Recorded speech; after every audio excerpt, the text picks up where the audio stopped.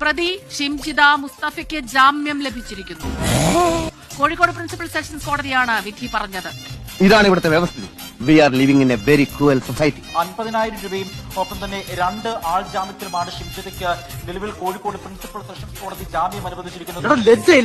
മാസത്തിന്റെ 2-ാം വെള്ളിയാഴ്ചയും 4-ാം വെള്ളിയാഴ്ചയും ഈ അന്വേഷണ സംഘത്തിന് മുൻപാകെ ഹാജരായി ഒപ്പിടണം.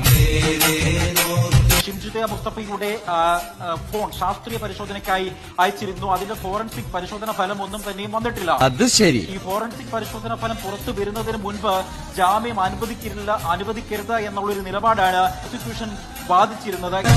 എന്നാൽ പ്രതിഭാഗം ഇതിനെ പ്രധാനമായും വാദിച്ചത് കഴിഞ്ഞ 21 ദിവസമായി ഷിംജിത മുസ്തഫ റിമാൻഡിൽ കഴിയുകയാണ്. അതുകൊണ്ട് തന്നെ ജാമ്യത്തിന് അർഹതയുണ്ട്, ജാമ്യം നൽകണമെന്നുള്ളൊരു വാദമായിരുന്നു ഇവിടുത്തെ.